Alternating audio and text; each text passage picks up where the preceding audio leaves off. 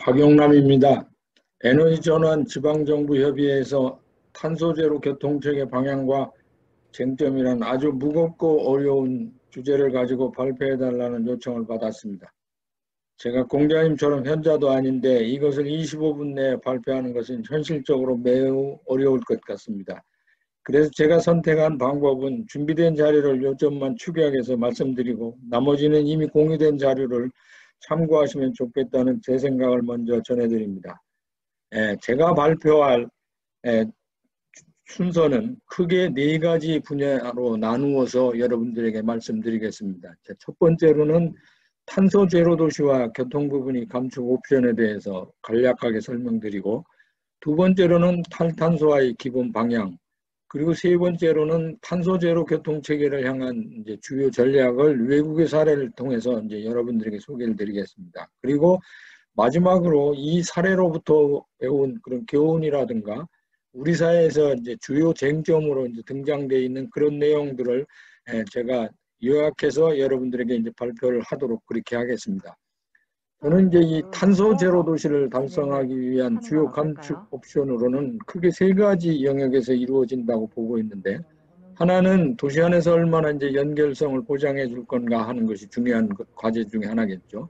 여기에는 이제 대중교통을 얼마나 효율적으로 잘 만드는가 하는 것이 하나 들어있고, 그다음 활동 친화적인 그런 교통을 예컨대 뭐 자전거나 보행이나 이런 것들의 비중을 두고 연결성을 보장해 주는 게 하나 있습니다.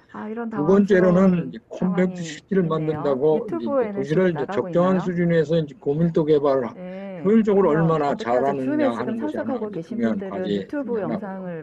그다음에 마지막으로는 청정한, 그러니까 뭐 이 안에는 전력 부분을 탈탄소화하는 것부터 시작해서 에너지 효율성이니 뭐 이런 문제들을 다 총망라되어 있는 것들을 의미합니다. 이 3가지 축이 효율적으로 잘 유기적으로 잘 작동되어야만 탄소 제로 도시를 우리가 만들 수 있다고 볼 수 있습니다.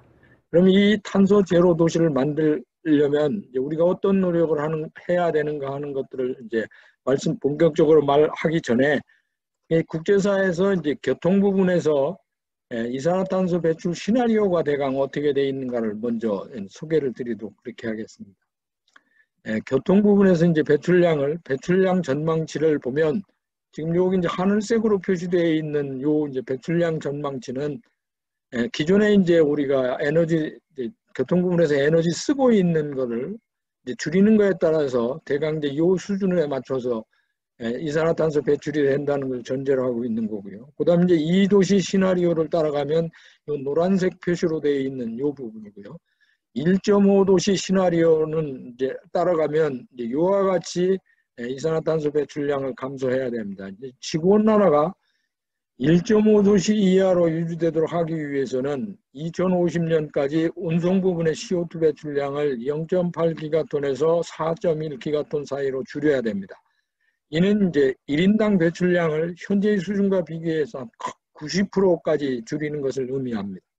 그러니까 획기적으로 이산화탄소 배출을 줄이기 위해서는 도시 안에서 어쨌든 배출량을 획기적으로 줄이려면 통행량 자체를 줄이는 것이 아주 중요한 과제라는 걸 여러분들이 기억해 두시는 게 필요합니다. 이것을 잘 하려면 기술적으로 실현 가능하고 상업적으로 이용 가능한 완화 옵션 같은 것들을 사용해서 얻을 수 있는 에너지 관련 온실가스 배출 감축은 도시 안에서 잘하면 건설 부분에서 청색 부분으로 되어 있는 건설 부분이고, 여기 지금 하늘색으로 표시되어 있는 이 부분이 교통 부분에서 이루어지는 건데, 건설 다음으로 도시 안에서는 교통 부분이 이산화탄소 배출을 줄이는데 아주 중요하기도 하고 이게 아주 커다란 과제 중에 하나라고 여러분들이 기억해 두시면 좋겠습니다. 그렇게 하려면 이 탈탄소화를 어떻게 우리가 구현해 갈 건지, 구현해 가려면 교통 부분의 탈탄소화를 통한 에너지 전환은 크게 우리가 3가지 영역에서 이루어질 수 있습니다. 하나는 전체 교통 시스템 자체를 화석연료에서 재생 가능한 에너지로 생성된 전기 및 연료로 전환하는 데 중점을 둬야 됩니다. 두 번째로는 불필요한 교통 수요를 피하고 환경 친화적 교통수단으로 전환하며 개별 교통수단의 효율성을 제고시키는 노력들을 해야 됩니다. 이 사업 자체는 국가 및 지자체 정책에서 적극적으로 협력해서 이 사업을 추진해 나가야만 합니다. 근데 이 국가별로 요 이제 디젤과 석유차 단계별 중단 계획이 지금 현재 어떻게 계획되어 있느냐면 2030년 정도 되면 앞으로 한 10년 내에 웬만한 나라에서는 스웨덴이나 덴마크, 네덜란드, 뭐 슬로바니아, 아일랜드 등 많은 나라에서는 2030년까지 디젤과 석유차 생산 계획을 공급하는 걸 이제 중단하도록 현재 계획이 되어 있습니다. 그럼 이제 우리나라는 어떠냐면 2019년 10월 15일에 발표된 미래차 산업발전 전략을 보면 2030년에 국내에서 판매되는 신차 가운데서 친환경차, 예컨대 뭐 전기나 수소차의 비중을 현재 2.6%에서 33%로 끌어올리는 것을 목표로 설정하고 있습니다. 이 선진 외국처럼 내연기관 판매 중단 계획이 없는 상태로 에너지 전환에 상당히 소극적인 나라가 우리나라가 아닌가 하는 그런 생각이 듭니다. 이제 이런 상태로 가면 뭐 이산화탄소 배출을 교통력에서 한다는 게 현실적으로 쉽지 않겠죠. 그 다음에 우리가 이제 C40 같은 데서 기후변화 리더십 그룹이라고 하는 데서 세계 이제 대도시 시장들이 모인 이 기구에서 화석연료 없는 거리선언을 이제 하도록 그렇게 이제 권고를 하고 있는데 여기에 이제 참가되어 있는 도시가 현재 이제 34개 도시가 이제 가입을 해 있는 상태고요. 한국의 경우는 서울시만 현재 가입이 되어 있습니다. 서울시의 경우는 녹색교통진흥지역이 이제 16.7평방킬로미터에 이제 설정이 되어 있는데 이 안에서는 디젤 자동차 통행 제한을 하고 이제 금지를 하도록 그렇게 계획이 되어 있죠. 영국의 경우에는 런던시에는 이제 초배출 구역이라고 해서 이제 이 사업 자체를 지금 현재 시장인 이제 사디칸 시장이 어린이들이 건강 문제에 대한 기구라는 거를 발표하면서 이제 그때 제안을 한 건데 런던 중심부의 21평방킬로미터 구역의 유해가스 배출 기준인 유로4에 미달하는 자동차가 진입하면 12.5파운드의 공해세를 부과합니다. 이제 위반 시에는 최대 1000파운드의 이제 과태료를 부과하도록 되어 있죠. 이제 유럽 안에 가면 이제 웬만한 도시들이 이런 노력들을 합니다. 이제 금년 이제 1월 달에 기후비상 사태 선언을 한 스페인의 바르셀로나 같은 경우에는 1월 달에 그 초배출 구역을 선정해서 발표를 했는데 이것은 이제 남부 유럽에서는 가장 대규모로 지금 이제 초배출 구역을 지정해서 지금 운영하는 걸로 지금 되어 있습니다. 그러면 이제 이런 도시를 우리가 이제 어떻게 만들어 가냐? 탄소 제로 교통 체계를 좀 이제 효율적으로 잘 만들어 가려면 이제 지금 현재 이제 국제사회에서 이제 공론화되고 있는 그런 내용들을 보면 15분 도시 계획이라고 그래서 이제 파리시의 경우에는 15분 도시 계획을 참고해서 코로나19와 같은 감염병 아래에서도 도시 기능이 유지될 수 있도록 창의적인 도시계획 및 도시개발 모델 개발을 지금 현재 추진 중에 있습니다. 요거는 이 소르본대학의 교수인 카를로스 모레노라는 사람이 제안한 아이디어인데 이제 사람들이 살고 일하고 공급하고 즐기고 보살피고 배우는 모든 서비스를 도시 안에서 제공되는 모든 서비스를 15분 내에 이루어지도록 도시를 재구조화시키는 그런 노력입니다. 이 계획의 핵심은 자동차 이용을 획기적으로 줄이고 시민들을 편하게 걷거나 자전거를 타며 생활하도록 만드는 데 있습니다. 이제 이 코비드19와 같은 감염병이 유행하고 자가용 교통의 이동을 통제해도 도시기능이 어느 정도 작동할 수 있도록 도시계획 및 도시개발을 추진하도록 되어 있죠. 이건 바꿔서 얘기하면 이제 유럽이나 이제 지금 많은 나라에서 지금 이제 록다운 상태를 경험하고 있는데 이 록다운 상태에서도 도시가 제대로 이제 기능할 수 있도록 하는 15분 도시 계획을 수립하고 실행하는 게 아주 중요한 과제로 지금 현재 국제사회에 등장해 있습니다. 이 15분 도시 계획을 수립하고 실행하는 것은 C40 시장들이 이제 최근에 발표한 녹색 및 공정한 회복 전략이라는 보고서가 있는데 이 보고서 안에 공식적으로 이제 권장하는 그런 사업으로 지금 되어 있죠. 그러면 이 15분 도시의 그 틀을 두고 이제 최근 이제 파리 시장이 지난 5월 달에 이제 재선을 했는데요. 이 아니고 시장이 향후 6년간의 이제 시정 플랜을 발표한 게 이제 파리를 위한 선언이라는 그 보고서 안에 보면 이제 교통 부분의 핵심 영역이 몇 가지로 요약될 수 있는데, 첫 번째로 우리가 들 수 있는 게 파리 전역에서 운행 속도를 이제 시속 30km로 제한을 합니다. 외곽 순환도로와 일부 초대형 도로를 제외한 전체 파리 시내 주행 속도를 제한을 합니다. 이제 이걸 하게 되면 안전사고 위험도 최소화되고 대중교통이나 자전거 타는 시민이 늘면서 공기질도 향상되고, 그다음 소음 공해 저감이나 뭐 시민 건강을 증진시키는 그런 다양한 효과들을 지금 거두는 걸로 이제 되어 있습니다. 그러면 2020년 말까지 파리 중심부의 85%가 이제 소위 이제 30km 속도 제한으로 이제 바뀌게 되는데, 지금 이제 시속 50km로 제한하는 샹젤리제 및 마레쇼와 같은 광로를 제외하고는 도시 안의 웬만한 지역이 30km로 이제 속도 제한을 하게 됩니다. 이제 그렇게 되면 차선 수를 줄이고 보행자와 자전거 이용자가 더 안전하게 사용할 수 있도록 가로 구조를 개편하게 됩니다. 또 이제 우리가 이제 그 중요하게 눈여겨봐야 될 것은 파리시 안에서 주차장 면적을 절반으로 축소합니다. 도시 전체를 정원으로 바꾼다고 지금 계획을 발표했는데, 오염이 심한 지역 학교 약 한 300개 인근에 있는 주차장부터 없애기 시작을 합니다.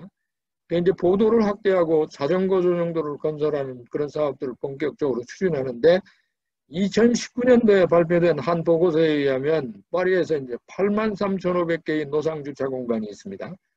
그중 이제 6만 개를 제거할 예정으로 있는데, 이것은 노상 주차 공간을 72% 정도를 제거한다는 걸 의미합니다. 이제 도시 안에서 자동차의 의존도를 그만큼 획기적으로 줄이는 게 이 사람들의 중요한 과제라고 지금 이제 말씀드릴 수 있습니다. 그 다음에 이제 이 파리에서 눈여겨봐야 될 것은 세르강을 비롯해서 도시 안에 상당히 많은 지역을 영구 보행자화하는 그런 사업들을 합니다. 2002년도에 베르트랑 델라노의 시장이 여름철에 세느강의 왼쪽 강 쪽에 있는 임시해변을 이제 설치하고 2006년에 오른쪽으로 확장을 했어요. 그 다음에 2014년에 이제 아니달고 시장이 취임한 이후에 이 파리 플라주가 규모가 더 커졌습니다. 근데 이 공격적으로 이런 사업들을 하니까 일부 전제 저항 세력도 물론 있죠. 이제 그 결과로 파리 안에서 이 반대하는 사람들이 이제 파리시에다 이제 소송을 제기를 했어요. 2018년 파리 지방법원에서 이달고의 정책을 지지하는 걸로 최종 판결이 났습니다. 이제 두 번째 시장 임기 6년 동안 파리시 전역에서 이제 보행자 전용 공간을 확보하는 사업들을 아주 대규모로 또는 공격적으로 사업이 진행될 것으로 지금 현재 예상되고 있습니다. 그리고 하나 이제 오염 차량 금지를 하는 건데, 그다음 2018년에 2001년 이전에 생산된 디젤 차량 운행을 금지하고, 그다음 2030년까지 탄소 중립을 약속한 이제 파리의 경우에 디젤 차량을 영구적으로 폐지하는 것을 2030년까지는 하도록 지금 현재 이제 공개적으로 발표가 되어 있습니다. 영국만, 이제 프랑스만 그런 게 아니라 이제 영국도 마찬가지인데, 영국 수상 보리스 존슨은 이제 이 양반은 여러분들이 잘 아시는 바와 같이 런던 시장을 지낸 분이죠. 이 보리스 존슨은 기업 변경, 사이클링과 걷기를 위한 대담한 비전이라는 보고서를 최근에 발표를 했습니다. 자전거 타기와 걷기에 전념하는 액티브 트래블 잉글랜드라는 정부 조직을 새로 설립하고, 이 기구를 통해서 소위 이제 활동적인 그런 통행을 장려하고 영국 국민들이 건강을 개선하고, 그다음 대기오염을 억제하면서 기후변화에 위기에 능동적으로 대응하기 위한 역할을 하려고 합니다. 이게 이제 내년부터 본격적으로 운행을 시작을 합니다. 근데 이제 우리가 이제 이 사업 하면서 우리가 이제 주목해 볼 만한 것들은 이제 어떤 것이 있느냐면, 이제 그 향후 5년간 이 사람들이 이제 20억 파운드를 들여서 이제 전국의 자전거 및 보행자 인프라 개선을 대대적으로 추진합니다. 이 조직이 가진 사업 계획이 아주 흥미롭고 혁신적인 것이 많은데, 특히 런던시 3개 자치구에서 이미 성과가 입증된 건데, 이제 미니 홀랜드 프로그램이라는 게 있습니다. 이 3개 자치구에서 성공적으로 평가된 것을 이제 12개 지역으로 영국 전역에 이제 확대하는 그런 시범 사업을 하는 걸로 발표되어 있습니다. 이제 이 사이클링 수준이 매우 낮고 자동차에 대한 의존도가 매우 높은 런던의 외곽 제축구에서 도로구조 개편을 해서 이 네덜란드식으로 이제 이걸 개편을 하는 건데 자전거 인프라를 대폭 확충해 가면서 이제 이런 사업들을 진행해 놓으니까 이 사이클링의 경우에 1년 만에 18% 정도가 증가했고 이제 도보의 경우는 한 13% 증가한 걸로 지금 알려져 있습니다. 근데 이렇게 이제 도시 안에서 이제 승용차의 의존도를 줄이는 걸 이제 공격적인 사업들을 계속 지금 하고 있고 할 계획으로 있습니다. 그 다음에 이제 우리가 이제 지적할 수 있는 것, 언급할 수 있는 것은 이제 이 브라질의 이제 꾸리티바 같은 데는 이 포스트 코로나 시대를 대비해서 통합교통망을 대대적으로 혁신하는 그런 사업들을 지금 추진하려고 하고 있습니다. 이 프로젝트는 이 도시가 기본적으로 유지되는 게 이 빨간색으로 지금 표시되어 있는 게 이제 5개 간선교통축인데요. 이 간선교통축을 정해놓고 요 이제 요 그린 라인이라고 하는 간선교통축까지 6개 간선교통축을 가지고 이 도시에 이제 교통 처리를 다 하는데 이제 요것만 해가지고는 되질 않으니까 최근 들어와서는 순환 노선 개발을 하는 것들을 지금 합니다. 근데 이제 이게 상당히 흥미롭습니다.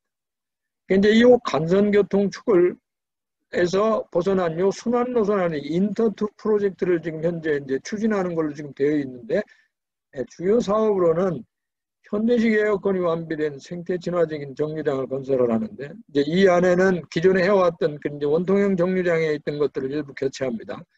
그다음에 이제 통합 터미널 그리고 미니 터미널 같은 것들을 건설을 하고요. 정류장과 터미널의 이제 지붕에 이 태양열 패널을 설치해서 에너지 절약을 도모합니다. 통합 터미널에는 전기버스 충전소를 갖춰서 탄소 배출 제로화를 적극 추진할 계획으로 현재 있고요. 이 시스템 자체를 전기굴절 버스로 이제 이용을 하도록 그렇게 지금 만들어져 있습니다. 2025년까지 이게 이제 계획된 대로 차질 없이 이제 완료된다면 꾸리티바시의 통합교통망은 기후비상 시대에 아주 유용한 그런 모델의 하나로 자리 잡을 가능성이 지금 현재로 아주 높습니다. 그 다음에 우리가 또 이제 최근 들어와서 주목해서 볼 만한 그런 도시 중에 하나가 이제 콜롬비아 보고타인데요. 이 도시는 또 엔리케 페냐로사 시장이라는 사람이 이제 작년 연말까지 임기가 끝났습니다. 이 사람은 세계에서 가장 수송력이 큰 그런 BRT 시스템을, 트랜스밀레니오라는 BRT 시스템을 만드는 사람인데 이 사람이 이제 작년에 임기가 끝나기 전에 지선버스나 구역버스 그리고 예비 차량으로 사용할 전기버스를 약 600대 정도를 규모를 해서 구매를 해서 남미에서 가장 규모가 큰 전기버스 도시로 이제 변모시키는 그런 일들을 지금 추진했고요. 그 다음에 이제 이 사람이 오픈 스트리트 운동의 발상지라고 할 수 있는데 세계 최대 규모로 시클로비아 이벤트를 이 도시에서는 합니다. 자그마치 127km에 해당되는 도로를 다 막고 이제 여기에서 자전거 타고 인라인 스케이트 타고 그다음에 뭐 걷기도 하고 하루 7시간 동안 이 사업을 합니다. 이제 이 사업을 하는 기간 동안 하루에 평균 약 170만 명이 이 시클로비아 사업을 하면 사람들이 즐기죠. 현재 자동차가 없는 세상을 이 사람들이 학습을 하고 이제 이 학습만 하는 게 아니라 이게 결국은 도시 안에서 이제 공격적으로 이 자동차를 공급하는 그런 것을 이제 억제시키는데 적지 않은 또 기여를 하게 됩니다. 그 다음에 이 클라우드 로페즈 시장이라고 이제 이번에 이제 새로 금년 1월부터 취임한 시장인데요. 취임하자마자 이제 이 코비드19 위기를 겪었습니다. 84km의 임시 자전거 차선을 만들어서 국제사회로부터 아주 주목을 받았어요. 그리고 이제 금년 2월 달에 향후 4년 동안 도시개발 계획 발표를 했는데 이 도시개발 계획 발표를 한 걸 보면 정말 공격적으로 사업을 하려고 한다는 것을 우리가 알 수 있습니다.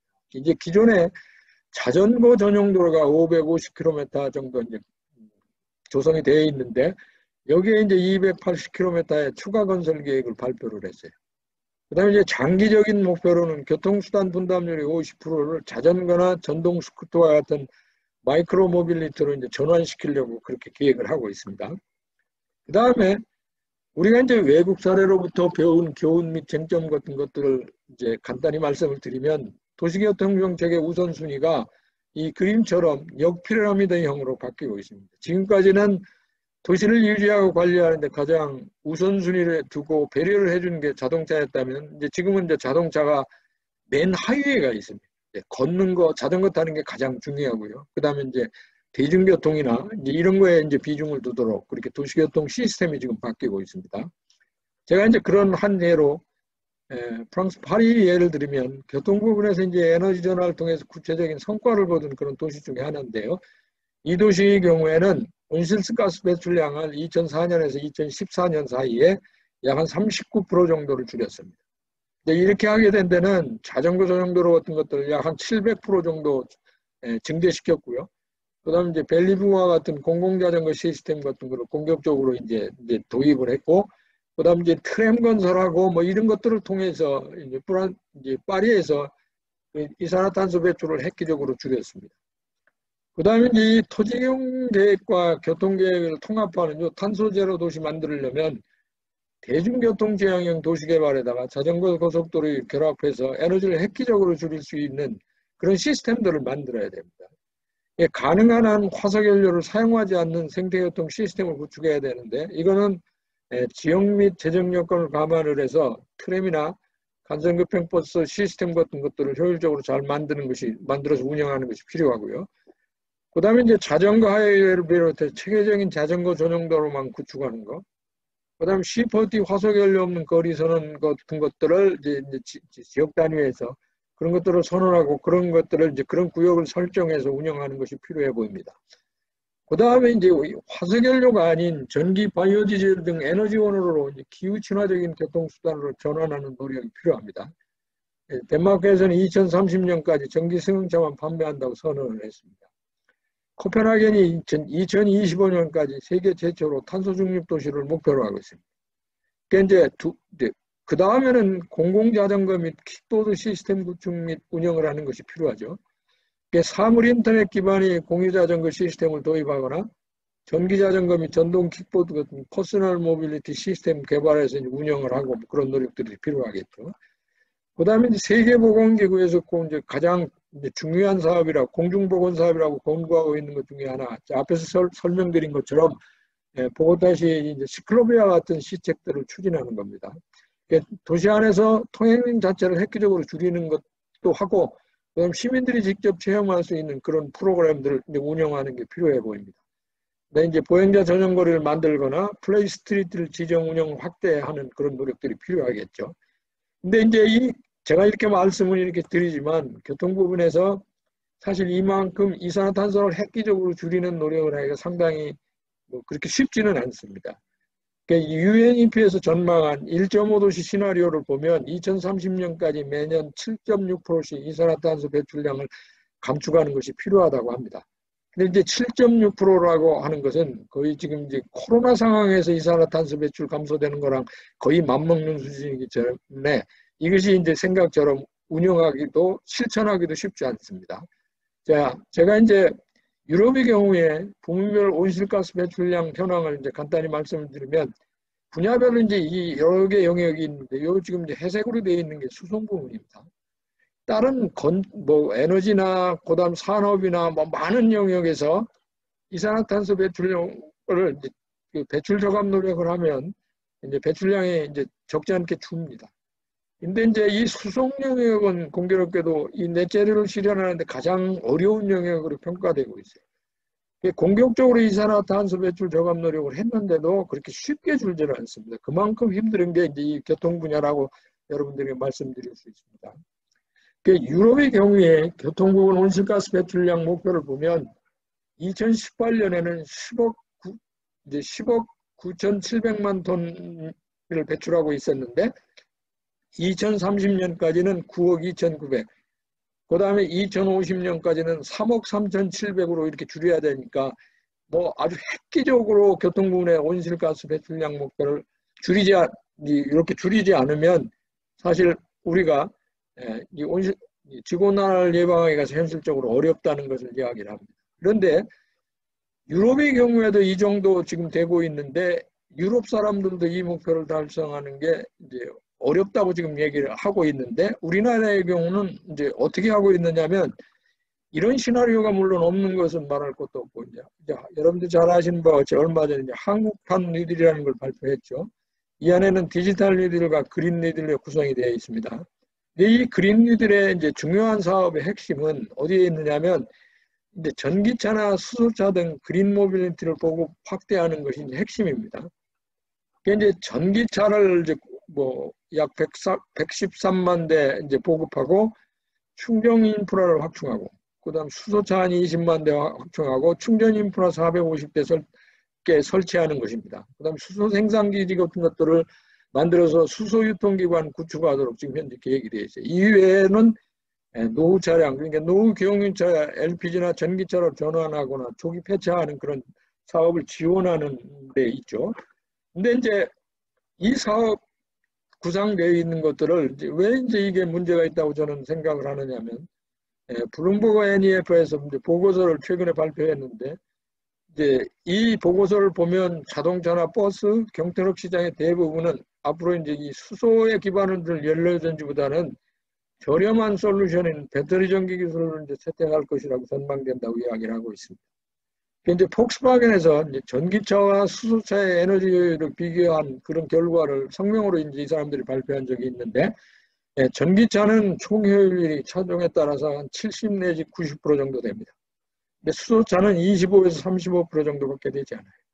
그 다음에 국가별로 이제 동력 자동차의 시장 점유율을 봐도 이제 여기 지금 빨간색으로 표시되어 있는 것이 수소 자동차인데요.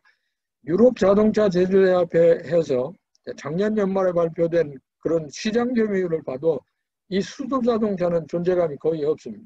사람들이 이게 이제 시범 사업을 하는 수준으로 이게 이제 진행이 되지, 이거를 그냥 뭐 아주 수소 자동차를 사서 수소 자동차를 통해서 모든 문제를 다 풀어보려고 그렇게 고민하지는 않는 것 같습니다. 이제 사정이 이런데 이제 우리나라에서는 정부와 지자체가 왜 수소차를 미래의 먹거리라고 말하는지 그 이유를 잘 모르겠습니다. 수소차는 이제 이렇게 비싼 수소차를 누가 사줄 건지, 중앙정부와 지자체가 지원하는 막대한 보조금을 이제 경제사회적으로 이제 이게 과연 정의로운 일인지 잘 모르겠어요. 이게 충분히 논쟁거리가 아닐 수 없는데, 제가 이제 극단적인 예를 하나 들어드리겠습니다. 수소 자동차를 하나 살려면 이제 사는데 중앙정부에서 한 대당 2,250만 원을 보조금을 줍니다. 그 다음에 이제 그 강원도 같은 경우는 가장 많이 주는 편인데 이제 2천만 원을 보조금을 줍니다.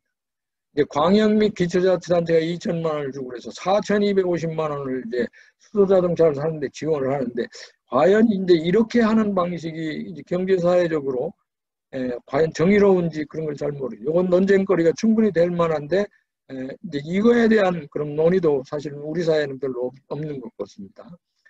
그 다음에 이제 이 정부와 지자체 모두 교통 부분에서 온실가스를 대폭 감추기 위한 구체적인 로드맵이 전무한 상태입니다. 그러니까 이제 제가 그 미국의 LA 카운티 같은 경우는 2028년에 수송군의 온실가스를 어떻게 줄 것인지 이제 감축하기 위한 그런 로드맵이 지금 현재 마련이 되어 있습니다. 그 LA 카운티의 2028년에 부문별 목표를 보면 공공 및 직장 내 전기차 충전기를 8만 4천 기 설치하고, 전체 개인 소유 차량을 30% 전기차로 전환하고, 그 다음 공유 차량 100% 전기차, 그 다음 지역버스 100%를 전기버스로 대체한다고 합니다. 근데 이제 공공 차량들이나 이제 공유하는 그런 차량을 전략적으로 아주 비중을 두고 이 부분에서 대체 연료를 가진 그런 승용차 공급들을 하고 있어요. 우리는 이제 이런 방식으로 이제 접근을 하지 않고 있죠. 제가 이제 지금까지 발표된 내용들을 요약해서 제가 이제 정리를 해드리면, 탄소 제로 교통으로 가는 길은 크게 보면 제가 보기에 세 가지로 요약될 수 있을 것 같습니다. 첫 번째로는 더 많은 사람들이 도보나 자전거 및 대중교통을 이용하도록 유도하는 것이고요. 그 다음에 이제 두 번째로는 대중교통을 이제 전기화하는 그런 작업들을 하는 것이 필요합니다. 그 다음 세 번째로는 기존의 이제 화석연료 차량들을 이제 단계적으로 폐지하는 거죠. 이 기후위기 속에서 지구가 탈출하는 길은 이제 이 그림에서 보여주는 것처럼 이 개구리가 이 따뜻한 물 속에서 이렇게 있으면 이제 사실 문제가 있어도 탈출을 하지 못하죠. 그런데 이 지구에서 이제 이 개구리가 탈출할 수 있는 방법은 저는 이제 탄소제로 교통 시스템을 도입하는 거라고 생각합니다. 그러면 이 탄소제로 교통 시스템의 핵심은 요약하면 정부와 지자체가 더 많은 사람들이 도보나 자전거 및 대중교통을 이용할 수 있도록 다양한 분야에서 기반을 구축하는 노력이 하나 필요하고요. 두 번째로는 2030년까지 이산화탄소를 절반으로 감축하고 2050년까지 넷제로를 목표로 해서 화석연료 차량을 단계적으로 폐지하는 것이 필요합니다. 그리고 이제 대중교통의 정교화를 적극 추진하는 것이 필요하겠죠. 이제 그렇게 하려면 정부와 지자체는 차종별로 구체적인 로드맵을 마련하고 실천을 해야 됩니다. 근데 물론 제가 이렇게 얘기를 한다고 해서 여기는 전제 조건이 하나가 있습니다. 전기차로 전환 시에 이제 발전 총량이 독일의 경우에 한 10 내지 20% 정도를 늘어난다고 합니다. 이제 요 10 내지 20% 늘어나는 것을 기존의 화력발전소나 원전에서 이걸 공급해서는 되지 않겠죠. 전기를 재생 가능한 에너지로 공급하는 걸 전제로 합니다. 이제 왼쪽에 있는 그림처럼 이제 이게 뭐 정류장에서 할 수도 있고, 그 다음에 이제 이 기종점에 있는 차고지에서도 할 수도 있고, 뭐 이런 데서 이렇게 이제 뭐 솔라 패널을 얹혀가지고 직접 이제 전기를 생산하는 걸 가지고 공급하고 하도록 하는 시스템을 전제로 합니다. 이제 이렇게 되어야만 사실 이런 전제 조건이 충족된 상태에서 이제 전기로 이제 개발을 하면 효율적인 좀 더 나은 탄소제로 교통 시스템을 우리가 이제 구현해 나갈 수 있지 않나 하는 생각을 듭니다. 자, 이걸 이제 발표로 마치겠습니다. 감사합니다.